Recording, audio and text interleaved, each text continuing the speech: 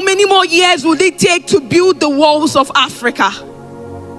Because I was only 3 when I was made to believe that Africa is like a building under construction. And right now I'm over 23 and this continent still feels like it's stuck in its foundations. Because tell me why? Why we have the Dangote capacity yet our infrastructures are still built on structures that scream scarcity? Tell me why?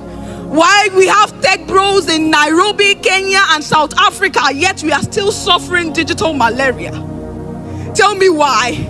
Why Africa is walking naked when we have Vicky James who snatches creativity like the art of Akosed or Tepe Magugo, who weaves stories while making clothing or Sheyi Vodi, whose fashion empire began with a dream and not a body. Why are we like a song without reading?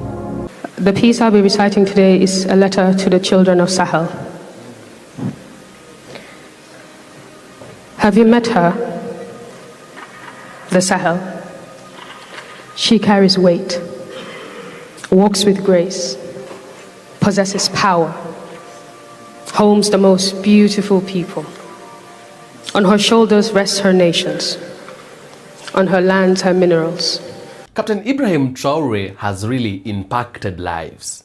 Yeah, he is breathing the breath of life to the people of Africa, to the youths of Africa. He is breathing the breath of life to the bones that had already died, to the bones or to the bodies that had already lost hope some time back. Yeah, because of bad leadership, because of bad governance, because of oppression, discrimination, and all that. I can tell you for a fact, the African individuals couldn't speak. And even if they spoke, they were just speaking just to make people feel like they're still fighting.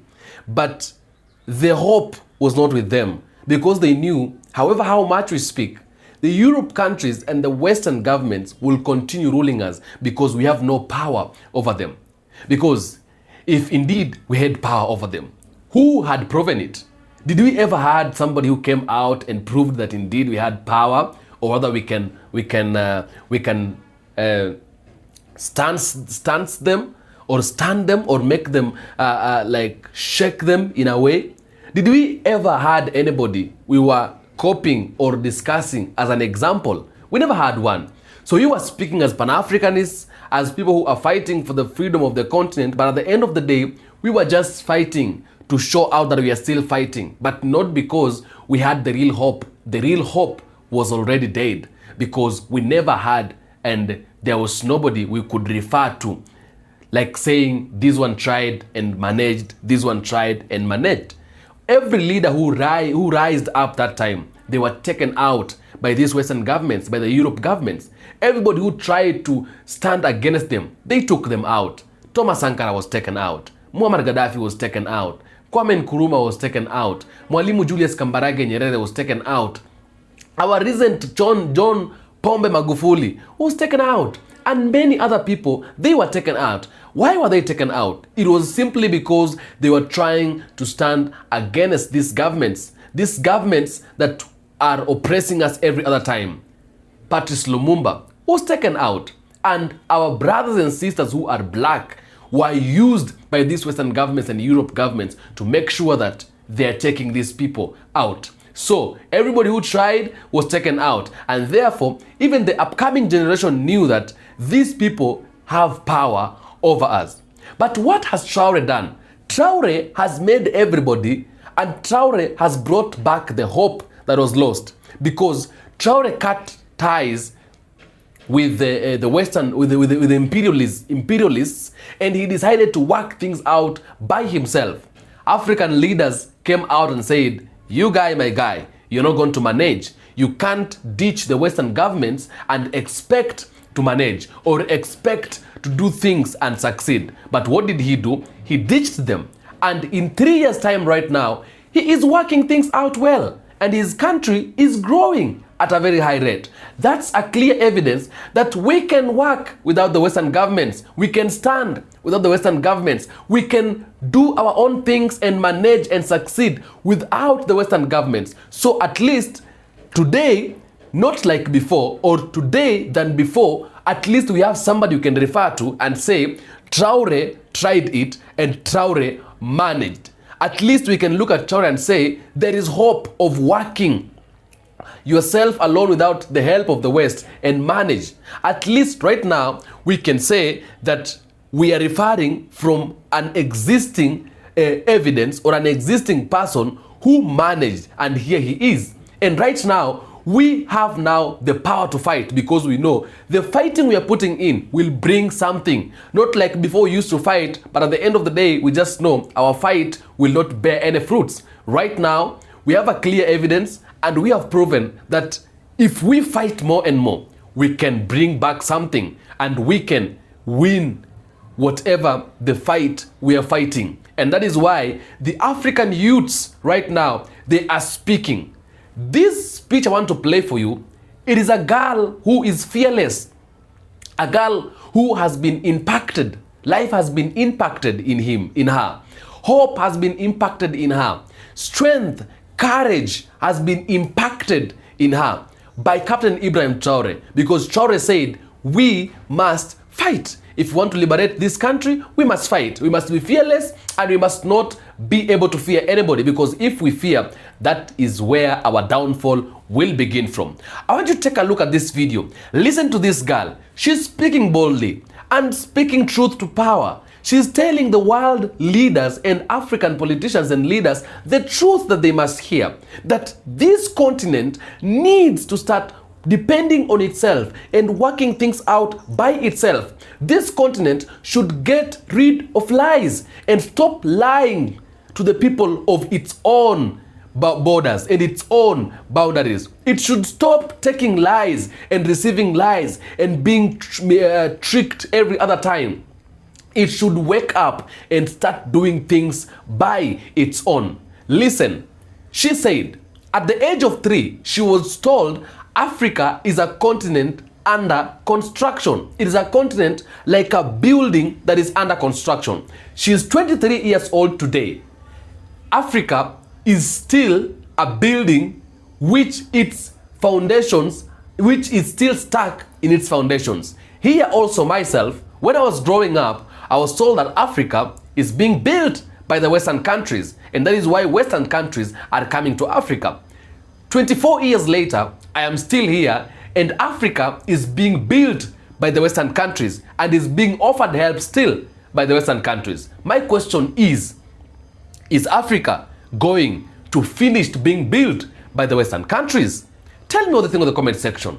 I'm going to ask you to subscribe this channel if it's your first time to be here. I am the presenter, the African Streamline. For the 10 subscribers, I really do appreciate you. Until then, let's take a look at this video. How many more years would it take to build the walls of Africa? Because I was only 3 when I was made to believe that Africa is like a building under construction. And right now I'm over 23 and this continent still feels like it's stuck in its foundations. Because tell me why we have the Dangote capacity yet our infrastructures are still built on structures that scream scarcity. Tell me why we have tech bros in Nairobi, Kenya and South Africa yet we are still suffering digital malaria. Tell me why Africa is walking naked when we have Vicky James who snatches creativity like the art of Akosed or Tepe Magugo, who weaves stories while making clothing or Sheyi Vodi, whose fashion empire began with a dream and not a body. Why are we like a song without reading when the blood within our veins carries the beat of Fela and Nicola Bokuti? When our voice still carries the power of the songs of Lucky Dube? And yes, we are strong, but when we choose to, we are soft as the voice of Brenda Fassie. So how dare the world call us poor? How dare the world say we are weak? How dare them say that we are not strong? When the wealth of Africa keeps the world's phone ringing, how dare them say that we are underdeveloped? When our sweat spilled their castles. So I am here to remind you that Africa is no longer that continent that is underdeveloped, because we are a generation of builders, idea crafters, system shakers. We're a generation of men and women who build with bricks of knowledge, mortar of innovation, and raises towers of transformation. Because Africa is that content creator, turning 10-second clips into 10,000 life lessons. Africa is that tech bro who is still coding under flickering lights. Africa is that painter who is throwing colors of paint on walls where hopes has been lost. Africa is that entrepreneur who is feeding his family and more from an akara store. And trust me, this is that part they won't show you on TV. This is that part you won't see on the Western headlines. Because when they gave us chains, we turned them into jewelries. And when they gave us broken pieces, we made them arts. And when they gave us borrowed names, we renamed ourselves. This is why there are 7 continents in the world, but the future keeps pointing towards Africa. And right now, we are tired of their pity parties. One that ends up leaving us with souvenirs of debts. We are tired of borrowing, because we are the mother of civilization, and mothers don't beg, we bet. So right now, we are betting the revolution we need, the transformation we stand for, the Africa that we want to see. Because Africa is like a delicacy in process, and for every delicacy to be made, it takes time, and we are cooking. Check out our farmers, our tech bros, our lawyers, our teachers. We are fire and we are cooking. So this is me telling that young man who still believes in the future of Africa, telling that young girl who braids hair in the morning yet studies with candlelights at night, reminding you that this Africa that we seek is one that we can raise with our own hands. So never again would we go back to the world begging for aid, because we are no longer that chick that depends on the white for food. So right now, I am reminding you that they say that greatness is never built in a day, and the Africa that we seek would be built over time when we decide to rise, when we decide to take our responsibility, when we decide to focus on what we want and the nation, the continent we seek. Thank you. The piece I'll be reciting today is a letter to the children of Sahel. Have you met her? The Sahel. She carries weight, walks with grace, possesses power, homes the most beautiful people. On her shoulders rest her nations, on her lands her minerals. She is beautiful, she is strong, confident, rich and smart. She wouldn't let the chaos fill her mind. She reminds us, as I read this letter, to keep her safe, that nothing in this world would break us, that she stands firm to rise beyond borders, to rise beyond enemy lines, to remain and unbroken, to remember that her land keeps memories, sad and happy ones. But she implores us to fight and never back down. There is hope, to healing, strength, prayers. This is for you. Regardless of shackles, regardless of truths, regardless of lies, regardless of people, this letter is for you. Dear children of Sahel, there are many versions of this story, told by many preachers, sculptors, poets. This author will speak. This author will bite, chew, and spit without remorse. This author will open books you've hidden. She will speak of the past, of men and many others before, a place, a region, a continent, a people unified in ambition, integrity, where the soil understood the language of spades. Men had compassion for the weak. Every book had a home, and every pen knew history.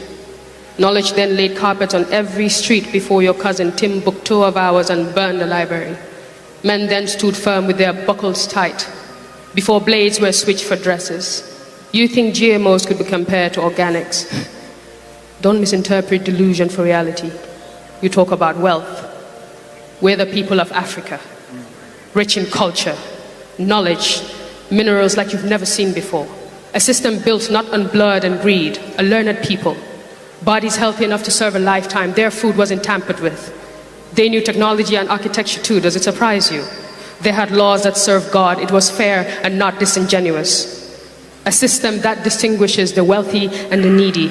Not one that takes a piece of your mind for a piece of your minds. Not one with an invisible hand to rule. Not one built on fiscal illusion and a hidden economy. This should be a better and different governance. Not one with an order for a new world, a game of chess.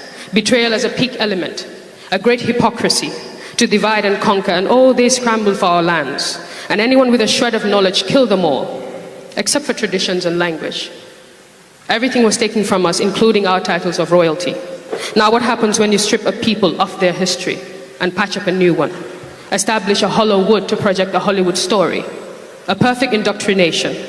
Introduce human rights right after their genocide, the cover-up. But what is a crown without an honest king?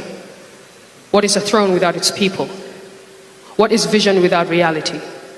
What is knowledge without the past? What is advancement without us, without God? What is truth? I'll tell you. Truth is the man executed for being honest. Truth is a child manipulated to believe he's of a different gender. Truth is a man who creates a problem, offers a solution, then seeks for a bonus. Truth is a man who creates a problem. Truth is a facade of independence, the ownership of 90% of our resources. Truth is the fight, blood for the 10% we so own. Truth is the system rigged to suit a few ties and bows and economic terrorism. Truth fights. Truth governs. Fights in truth for truth. Lies lie still. Dressed in political gowns, legislative watches, and leather government shoes, convincing us that subservience is right and exploitation is growth. Lies create middlemen to pursue an agenda. I see lies as a bowl of poison, decorated with ugly power. I see lies as an intrusive thought, hell-bent on punishing my thoughts for thinking right thoughts. I see lies as a soldier working against my mind to dig out God's words in exchange for sinning contracts. Lies aren't always a beautiful picture with sparkles and pearls hanging by your bedroom door. Lies are also a prison you do not know of. They said our freedom cost too much. Well, they couldn't afford it. They also said they could be our light. Well, how could they possibly protect us when they hide in the dark? These lies. Listen, how much poison do we take until we can't anymore? What stories are we going to choose to tell? What's our narrative? Our path? Do we tend to live in and for the box like democracy, a beautiful sin? We can't speak the same language because my tongue is tied to the bruises of our past. We need an amendment. The shackles of this prison and the foreseen doom of our future. Like a retired body language, I am tired of rooting their rules. How are you going to teach me leadership skills when your pillars are broken? How are you going to teach me rights when you can't right the wrongs? When you right the wrongs? When you right the wrongs? God made us locks impenetrable. He made us shadows to walk on all sides but never against us. Take a look at the mirror and tell me you are not beautiful. Understand you're worth more than pricing. Understand. Tell me God made a mistake. And I swear on my life I will look away walking. I won't try to show you how perfectly fitting our Sahel pieces patch their ceilings. You don't need a traveler's guide. You're a map of beauty and riches. Look closely. Like soldier mannequins, find and fight for your people. Like a man and his skin. Like a man and his kin. Our way of life is preserved. For without purpose, problems punish people possessed through pleasing. Now hear me. Today, we begin with a step, a revolution. This present-day Sahel airs the difference, taking back control of our resources. Wear her like a coat in winter. Have your gold reserves button you up. Tie your suits in your own currency. And as you walk, diplomacy, laws, and treachery will follow like a neatly structured disease. Don't look back. Take ownership and walk. Brush off those dusty loans. Pay it all back. No more strings. Cleanse your nation off of impurities and unite with better governance. Rebuild, rewrite, and own it. Yours truly, Sahel. All right, welcome back again. Truth must be told, and those who want to hear the truth, they will hear the truth. Those who does not want to hear the truth, they will hear the truth. The truth is that Africa is waking up. There is an awakening voice from the borders of Burkina Faso. The awakening voice that has really made every single person to realize that we need to fight for what belongs to us. We need to fight for our countries. We need to fight for our resources. We need to fight for everything that belongs to us. That we do not need to let anybody or to let anyone take advantage of us. We are supposed to wake up. The African youths are waking up. The upcoming generation is waking up. And a time has come when all of us has to agree the fact that this country and this continent belongs to us and we can build it ourselves. Not being lied that they're building us, they're helping us, they're supporting us, they're bringing us the so-called USAID, they're bringing us peace and all of that. They are lying to us. They've lied to us so many times.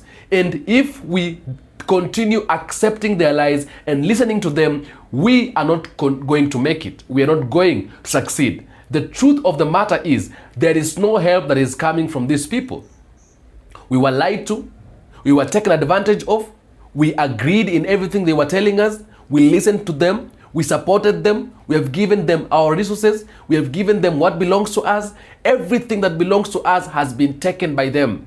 But now a voice from the borders of Burkina Faso is up now, very loudly, asking us to wake up and fight, asking us to take a power, to take what belongs to us, to take part in what belongs to us, to take everything back to our own selves and not allow anybody to take advantage of us. And that is why when you walk around, you're gonna hear everybody walking, demonstrating, fighting on the road, beating the government, calling for accountability, calling for responsibility, because we are listening to our great leaders who have come to save us. Everywhere there is no peace. Everybody is fighting for what belongs to them. We want our governments to be accountable. These are youths of Africa trying to fight and trying to bring back and call upon their governments to respond to them and listen to them and do what they're asking them to do. Take a look.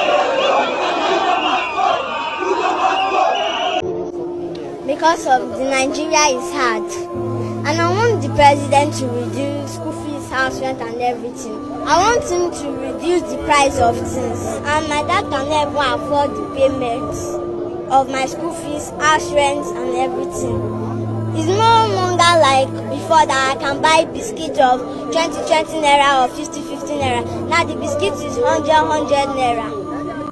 The government cannot be enjoying on our behalf. They are buying private jets and people are staying under the bridge. If the vice president says that those protesting for their rights, for their life, for their survival are idiots, then the vice president is an idiot. Yes, if he has the powers to call us citizens, not refugees, he looked at us and tell us that we are idiots, then the vice president is an idiot. Because they are building presidential villa for you, we don't have places to stay. Have you seen the amount for house rents? You cannot pay house rents in Lagos. 10 people inside one room. People are suffering. People are hungry. And Ababio, the Senate president, the unfortunate Senate president, is telling us that he will be in the house eating while we are protesting. If we don't ask him, we will ask his children. Our children will ask his children what he has done to us. You are approving budgets of billions upon billions. You are buying jets for the president, and people cannot afford transport fare. That is wickedness. And you still say they should not protest. Wow! Who protests? Day one of the proposed 10 days. There will be day 2. There will be day 3. There will be day 4. And if care is not taking it, will be there forever till we get our results. Thank you very much. I'd like to see what's written on your shirt. Police do not attack protesters. Your children are involved. That is what your the lives said. are involved. Your children's future lie here. And this is from the president that the police should not attack protesters, that their lives are involved, their children's lives are involved. To be sincere, the president has been lenient in trying to converse with us, and he's been trying to give directive. We don't know what he's doing behind though, but the one when we then see and say, "Seme, they don't attack us." So we are wearing it as a reminder to the police. As you can see, they are even looking more hungry than us. We don't go put vest on our face. Are you not apprehensive that there could be a reoccurrence of the NSAS protest, talking about the way it ended, given the presence of the military men here and the other security personnel here? That they will shoot at us? Share their life, would they live like this? We don't die, we die alive. They will shoot at us. We care people that died at the Lekki toll gate, are we better than them? We are not better than them. I'm not scared. Yes, I'm not scared. We are not even alive. We are not alive, we they live. I know kerosene there inside my bag. If they shoot tear gas, I get kerosene. If they shoot going, don't let me escape. I don't already tell my mama where they go, and I don't tell them bye-bye. Thank you very much. A time has come. The lion is now roaring. And we are going to listen to the voice of the lion from the borders of Burkina Faso, because we must wake up. Waking up is inevitable. We are waking up, and nobody's going to stop the change. Change that has been said to come, nobody can stop it. The change is here, and no one is going to stop the change. It is either today or today. It is either now or now. Options are 2. Either we fight or we fight, because at the end of the day, we must fight. If anybody's not ready for this, they gotta be ready for this.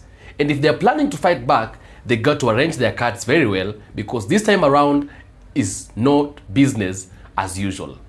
Thank you for coming. Tell me what you think in the comment section. I'll do my best to make sure I read the comments and give a response where possible. I am African Streamline, and this is your place to be. Keep on coming, keep on tuning in, keep on being here all the times and all the moments. If it's your first time to be here, don't forget to subscribe. For the tiny subscribers, I salute you. I tell you every day, Africa is home, and anything that concerns Africa concerns me and you as black people. God bless.